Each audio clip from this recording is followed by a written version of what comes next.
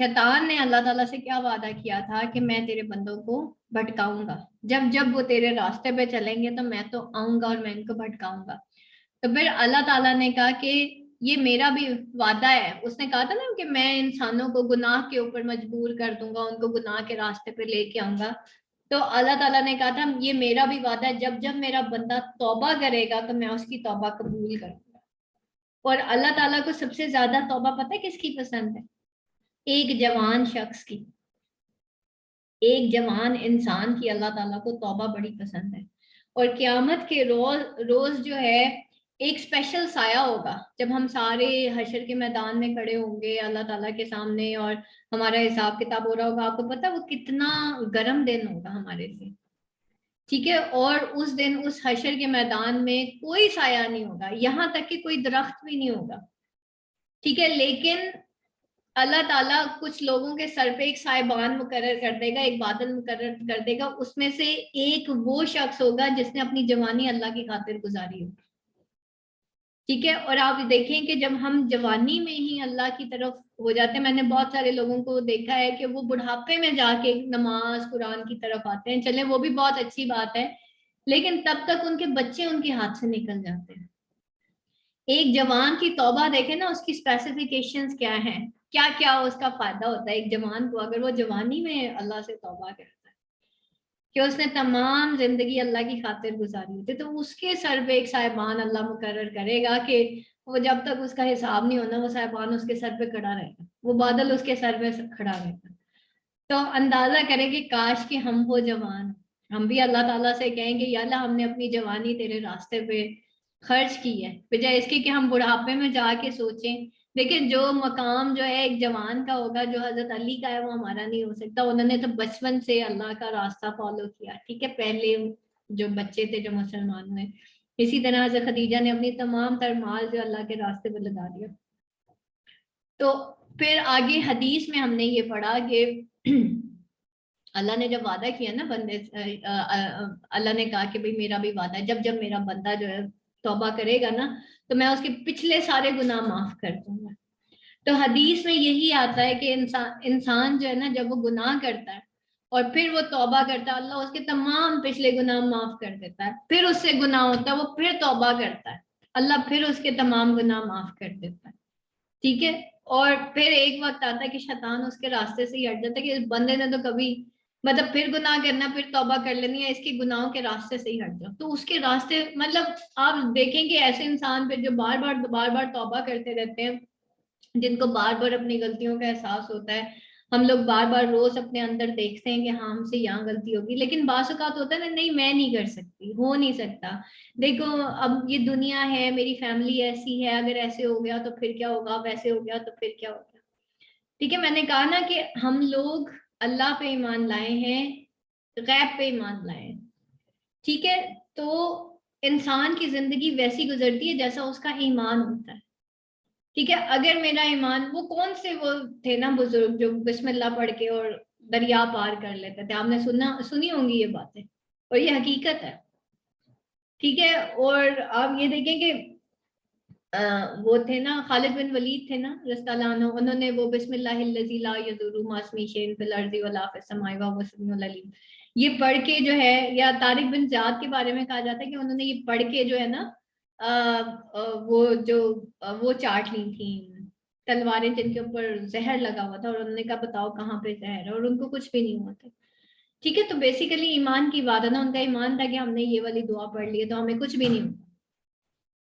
تو انسان کی زندگی ویسی گزرتی ہے جیسا اس کا ایمان ہوتا ہے یا پھر اس کا گمان ہوتا ہے، ٹھیک ہے؟ اور نبی پاک صلی اللہ علیہ وسلم نے کیا کہا جب نبوت ہو گئی آپ صلی اللہ علیہ وسلم کو، اللہ تعالیٰ نے نبی مقرر کیا، حضرت جبرائیل علیہ السلام آئے آپ صلی اللہ علیہ وسلم کے پاس کہ اللہ نے آپ کو اب نبی مقرر کر دیا ہے، تو اب آپ اپنی نبوت کا جو ہے وہ اناؤنسمنٹ کر دیں۔ تو نبی پاک صلی اللہ علیہ وسلم مکہ کی ایک پہاڑی پہ چلے گئے تھے، اور آپ نے اونچا اونچا یہ کلمہ پڑھنا شروع کر دیا کہ لا الہ الا اللہ محمد رسول اللہ، اور آپ نے نبوت کا دعویٰ کر دیا۔ تو حضرت ابو طالب نے نبی پاک صلی اللہ علیہ وسلم کو کہا کہ دیکھو تم جو بات کر رہے ہو نا، میں مانتا ہوں کہ وہ سچ ہے، لیکن دیکھو یہ والا راستہ چھوڑ دو کیونکہ میں اپنے خاندان کو نہیں چھوڑ سکتا. تو یہاں تک کہ اہل قریش نے نبی پاک صلی اللہ علیہ وسلم کو کہا دیکھو ہم تمہیں بہترین بیوی دیں گے, خوبصورت تمہیں بیویاں دیں گے, اچھا مال دیں گے, تمہیں جائیدادیں دیں گے, تم یہ نبوت کا دعویٰ چھوڑ دو کیونکہ ہمارے خاندان پھر مطلب سب تباہ ہو جائے گا, یہاں کا سب کچھ ختم ہو جائے گا. کیونکہ وہ لوگ بتوں کو پوجتے تھے, ٹھیک ہے, وہ لوگ سپرسٹیشیس بلیفس میں پڑ گئے تھے. انہوں نے کہا بھائی پھر یہ تو ہمارا سارا کچھ ختم ہو گیا تھا. تو نبی صلی اللہ علیہ وسلم نے کہا کہ اگر آپ میرے ایک ہاتھ پہ سورج اور دوسرے ہاتھ پہ چاند بھی رکھ دینا تب بھی میں ایک اللہ کو ماننا نہیں چھوڑوں گا.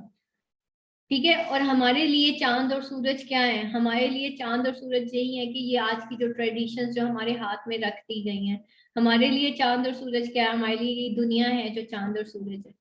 تو نبی صلی اللہ علیہ وسلم نے کہا اگر بیسٹ چیزیں بھی آپ مجھے دے دیں نا, میں یہ والا راستہ نہیں چھوڑوں گا, میں اللہ کا راستہ نہیں چھوڑ سکتا, آپ کچھ بھی کر دیں. ٹھیک ہے, اور ہم لوگ چھوٹی چھوٹی باتوں پہ پھسل جاتے ہیں, چھوٹی چھوٹی باتوں پہ. اچھا شادی ہو گئی, چلو بھائی 2 دن کی شادی ہے, اس میں ہم اللہ کو ناراض کرتے ہیں. کتنا ناراض کرتے ہیں شادیوں کے سیزن میں, ہم کتنا اللہ تعالیٰ کو ناراض کرتے ہیں. فضول میں جہیز بھی انتہا کا, اینڈ اس جہیز میں بھی نقص ہی نکلتے ہیں, کون خوش ہوتا ہے؟ ٹھیک ہے, اور اتنے گرینڈ فنکشنز ہم کرتے ہیں, اتنا اسراف کرتے ہیں. ٹھیک ہے, اور ولیمہ بھی ہمارا کوئی جو ہے کس طرح کا ہوتا ہے. تو کوئی بھی قوم کس طرح سے پہچانی جاتی ہے کہ وہ کس کو فالو کرتی ہے, تبھی وہ پہچانی جاتی ہے نا. تو ہم کس کو فالو کرتے ہیں؟ ہماری شادیاں جو ہیں وہ کون سے طریقے کو فالو کر رہی ہیں, وہاں سے ہم پہچانے جائیں گے کہ ہمارا الہ کون ہے. اصل میں ہم لوگ نا امید ہو گئے نا, نہیں ہم نہیں کر سکتے, یہ تو صرف مولوی طبقہ کر سکتا ہے کہ نہیں ہے کہ نہیں ہے.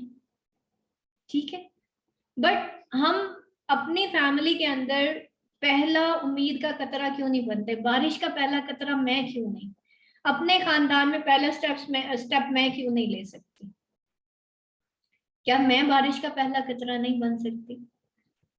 جب میں نے ایم اے انگلش پڑھانا شروع کیا نا, جب میں دیکھتی تھی ایز اے اسٹوڈنٹ, جب میں ایم اے انگلش کے ٹیچرس کو دیکھا کرتی تھی, میں یہ نہیں کہہ رہی کہ سارے ہی ایسے ہوں گے, لیکن نارملی جو ایک دیکھا گیا نا, وہ یہ دیکھا گیا کہ ایم اے انگلش کے جتنے بھی ٹیچرس تھے نا, یا تو وہ بالکل ہی سیکولر مائنڈیڈ تھے, ایتھیسٹ ہو گئے تھے, یا کچھ اس طرح سے عجیب عجیب باتیں سننے کو ملتی تھی نا. میرا خیر اتنا نہیں ہوا, لیکن اسٹوڈینٹس بتایا کرتے تھے, اور بڑی عجیب عجیب مجھے باتیں سننے کو ملی. تو وائی ناٹ اس, ہم کیوں نہیں یہ ٹریڈیشن چینج کر دیتے؟ اگر میری فیملی کے اندر کوئی نہیں سر پہ دوپٹہ لیتا, کوئی خاتون نہیں سر پہ دوپٹہ لیتی, تو پہلا بارش کا قطرہ میں کیوں نہیں؟ چلو میں سر پہ دوپٹہ لیتی ہوں, پھر دیکھتے ہیں کہ باقی. تو بیٹا کسی کو تبلیغ کرنے کی ضرورت نہیں ہے, آپ اپنا عمل بدل لیں, ارد گرد کے لوگ خود بدلیں گے. ٹھیک ہے, ہماری فیملی میں نے آپ کو بتایا میرا کوئی ریلیجیس بیک گراؤنڈ نہیں ہے. ابھی کل ایک ہماری بہت ہی دور پڑے گئے رشتے دار, آپ سمجھ لیں کہ ان کا مجھے کل فون آیا, انہوں نے ایک سوال کیا کہ آسنا تمہاری فیملی تو تمہیں میں بچپن سے بیٹا میں نے تمہیں دیکھا ہوا, تم کیسے اتنا چینج ہو گئی, تم کیسے چینج ہوگی, تمہاری تو فیملی ایسی ہے ہی نہیں. تو میں نے کہا آنٹی بس بارش کا پہلا قطرہ بننے کا سوچا تھا, وہ اللہ نے اتنا کچھ بنا دیا کہ اللہ کا کمال ہے. پھر آگے ہم نے تو صرف سوچا تھا. ٹھیک ہے, فاسٹس نے بھی صرف سوچا تھا, صحیح, آگے مکمل اس کی سوچ نے اس کو کیا. ہم نے بھی بیٹا اپنا ایک ویژن بنانا ہے. ٹھیک ہے, ہمارا ویژن ہی کوئی نہیں ہے. اچھا ٹھیک ہے, نہیں ہم نہیں کر سکتے, ہم نا امید ہو گئے, ہم نہیں کر سکتے, نہیں نہیں نہیں نہیں, یہ مولوی طبقہ نہیں, یہ تو بڑا مشکل ہو جائے گا. یقین کریں بیٹا میری فرینڈس زیادہ ہوئی ہیں. ٹھیک ہے, جتنی عزت میری پہلے تھی نا, ٹھیک ہے, جب تک میں وہی فیملی ٹریڈیشنز اور اسی کا حصہ تھی, مجھے کوئی نہیں جانتا تھا, یقین کریں. اور obviously شیطان آتا آپ کے راستے میں, آپ کو لگتا ہے اچھا اگر میں اس راستے پہ چلوں گی تو پتہ نہیں میرے سارے پیرنٹس مجھے شاید چھوڑ دیں گے, بہن بھائی شاید مجھے بیکورڈ سمجھیں گے, شاید میری جو چچا چچی ہیں وہ بھی مجھے بیکورڈ ایسے آپ کو لیبلز لگنے لگتے ہیں اسٹارٹنگ میں جب آپ آتے ہیں نا اس سائڈ میں, اور اسپیشلی ایسی فیملی سے جب آپ آتے ہیں. بٹ ایٹ دا اینڈ جو ہے آپ کا ویژن جو ہے نا وہ آپ کو آگے مکمل کرتا ہے. تو جب آپ نے سوچ لیا نہیں نہیں نہیں بس ایک یہی راستہ, بس میں نے اسی پہ چلنا, تو آپ کمپلیٹ ہو جاتے. تو اپنا ایک ویژن تو بنائے نا. اب یہ ہو گیا ہے کہ اللہ نے اتنی عزت دی, اور یہ جو آج میں جو بھی ہوں یا آپ لوگوں کے سامنے ہوں بیٹا, یہ سب ایک دم سے جو میں نے ایک دفعہ ڈیسائیڈ کر لیا تھا نا کہ اب یہ دو نہ تیتر نہ بٹیر والا حساب کتاب نہیں کرنا, اب ویسے ہو جانا ہے جیسا اللہ مجھے چاہتا ہے. اور یقین کریں میری زندگی بدل گئی. It is so easy life today. اس سے پہلے جو میں نے اتنی مشکل دنیاوی لائف گزاری ہے, اس سے بہت آسان زندگی میں آج گزار رہی ہوں, بڑی پرسکون, بڑی آرام دہ, اور اس میں کوئی مجھے کنفیوژن نہیں ہے, کوئی کچھ بھی نہیں ہے. تو علم جو ہوتا ہے نا بیٹا وہ اچھا ہوتا ہے جو آپ کی کنفیوژنز دور کرتا ہے, بجائے اس کے وہ علم جو آپ کو کنفیوز کرتا ہے. یہ جو ہم سیکھتے ہیں نا کہ دنیا کے ساتھ ساتھ, نہیں نہیں دیکھو نا, دنیا میں چلنے کے لیے ہمیں ایسا کرنا پڑتا ہے. جب تک میں اس لائن پہ چل رہی تھی نا, میری کنفیوژنز ختم نہیں ہوئی تھی. ٹھیک ہے, عجیب سی ایک اندر وہ اپریکنگ تو ہو رہی ہوتی ہے نا, ہم اپنی سول کو ڈسٹروائے کر رہے ہوتے ہیں, وہ تو ہو رہا ہوتا ہے, آپ اپنی اسپرچولیٹی لاسٹ کر رہے ہوتے اس ٹائم. تو ہوتا سب کے اندر ہے, سلیم الفطرت انسان ہے, آپ کے اندر بھی ہے, میرے اندر بچپن سے ہوتا ہے. ٹھیک ہے, لیکن کیا ہوتا ہے ہم اپنی اسپرچولیٹی کو کل کر رہے ہوتے ہیں, تاکہ پتہ نہیں دنیا والے ہمیں کیا سمجھیں گے. کیا کوئی دیکھیں, وَتُ عِزُّ مَن تَشَاءُ وَتُذِلُّ مَن تَشَاءُ, اللہ جسے چاہتا ہے عزت دیتا ہے, جسے چاہتا ہے ذلت دیتا ہے. فرعون کو اتنا پیسہ ہونے کے باوجود اللہ نے ذلیل کر دیا. نمرود کو اتنا پیسہ ہونے کے باوجود اللہ نے ذلیل کر دیا. حضرت ابراہیم علیہ السلام جن کو جو ہے نکال دیا گیا تھا, ٹھیک ہے, ہجرت کرنے کے باوجود اللہ تعالیٰ نے ان کا نام روشن رکھا ہے. ٹھیک ہے, تو اللہ تعالیٰ اپنے بندوں کو گرنے کبھی نہیں دیتا, یہ ہمیشہ یاد رکھیے گا. اور قرآن مجید میں اللہ تعالیٰ فرماتے ہیں کہ جب بندہ اللہ کی خاطر ہجرت کرتا ہے نا, تو اللہ اس کے لیے دنیا وسیع کر دیتا ہے. جنید جمشید کو دیکھیں نا, اس نے میوزک چھوڑا ہے, اللہ نے اس کو اس سے زیادہ بہتر آڈینس دی ہے. ٹھیک ہے, اور اتنا اللہ نے اس کا نام کیا, اتنا نام کیا جس کی کوئی حد نہیں. ٹھیک ہے, تو یہ ساری چیزیں ہیں جو ہم نے دیکھنی ہے کہ اللہ کی خاطر بیٹا ایک دفعہ فرسٹ اسٹیپ اٹھا کے دیکھیں. آج توبہ کر لے اللہ, یا اللہ میری توبہ, آئندہ کبھی گناہ نہیں کروں گی, بس مجھے ویسا بنا دینا جیسا تو چاہتا ہے. اور اس کے بعد آپ قرآن کو سیکھیں, ضرور سیکھیں اسٹارٹنگ سے. یہ جو بیچ بیچ میں سے سنتے ہیں وہ بھی بہت اچھی بات ہے, جو ہم موٹیویشنل اسپیکرس کو فالو کرتے ہیں, لیکن بیٹا قرآن کو ایک سیکوینس سے پڑھیں. جیسے اب آپ انگلش کے چیپٹر سیکوینس سے پڑھ رہے ہیں تو سمجھ آ رہی ہے نا, ون بائی ون. اسی طریقے سے قرآن کو آپ سیکوینس سے پڑھیں. کوئی تو ریزن ہے, اللہ نے پہلے سورۃ الفاتحہ رکھی, پھر سورۃ البقرہ رکھی, حالانکہ قرآن اس طرح سے تو نازل نہیں ہوا تھا. ٹھیک ہے, تو جس طریقے سے نازل ہوا تھا وہ والی ترتیب تو اوپر آسمان پہ سیو ہے نا, لیکن یہاں پہ جو قرآن ترتیب جو ہمارے سامنے جو ایک ترتیب ہے قرآن کی, یہ بھی اللہ ہی کے حکم کے حساب سے ہوئی ہے. ٹھیک ہے, لیکن کوئی ریزن ہوگی نا کہ اللہ نے پہلے سورۃ الفاتحہ رکھی, پھر سورۃ البقرہ رکھی, نہیں تو اقرا بسم ربک الذی خلق پہلے نازل ہوئی تھی, وہ کیوں نہیں پہلی سورت بنی. ہم سوچتے ہیں نا یہ چیزیں, تو کوئی تو ریزن ہوگی نا. اللہ تعالیٰ نے یہ جو ہے ترتیب توقیفی کے حساب سے قرآن کو ہمارے سامنے, جو اب کی امت ہے اس کے سامنے جو ہے وہ نازل کیا. تو سوچنے کی بات ہے. تو there are some hidden meanings behind that, لیکن ہم ان کو ایکسپلور نہیں کرتے. اور قرآن مجید میں اللہ فرماتے ہیں کہ تدبر اور تفکر, اللہ ہدایت کس کو دیتا ہے, وہ لوگ جو تدبر اور تفکر کرتے ہیں. تجسس کرنے والے کو نہیں ہدایت ملتی. کیوں بھائی, کس لیے بھائی, نہیں نہیں نہیں ایسے نہیں ایسے نہیں ایسے نہیں. تو اچھا وہ جو داڑھی والا وہ تو بہت جھوٹا ہے بھائی, تو آپ اچھے داڑھی والے بن جائیں نا, سمپل. وہ 5 وقت نمازی, اچھا وہ 5 وقت نمازی, وہ تو جی یہ کام بھی کرتا ہے, آپ اچھے 5 وقت کے نمازی بن جائیں. ٹھیک ہے, تو کیا ہوتا ہے, وہ بیکن نے کہا نا, جس کے اندر خود نیکی نہیں ہوتی وہ کسی کی نیکی برداشت نہیں کرتا.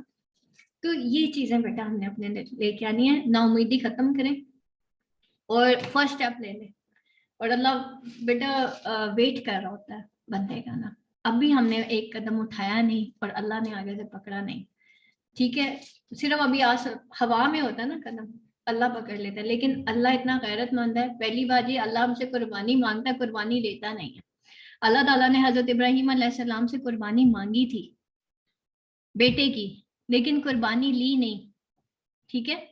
حضرت جبرائیل علیہ السلام نے کہا تھا کہ بڑا فاسٹلی وہ زمین پہ نازل ہو گئے تھے، صرف اس کہ کہیں چھری نہ پھیر دیں حضرت ابراہیم علیہ السلام حضرت اسماعیل پہ، ٹھیک ہے. اور اس کی جگہ انہوں نے مینڈھا رکھ دیا تھا، ٹھیک ہے. تو اللہ قربانی مانگتا ضرور ہے، قربانی لیتا نہیں، ٹھیک ہے. اور وہ صرف اپنے بندے کو آزما رہا ہوتا ہے، ٹھیک ہے. نمبر 2 وہ اتنا غیرت مند ہے، پہلا سٹیپ اللہ نہیں لے گا، پہلا سٹیپ آپ نے لینا، ٹھیک ہے. تو اب لیٹس سی، اللہ سے توفیق مانگے، اللہ آپ سے وہ پہلا سٹیپ بھی اللہ آپ سے کروا لے.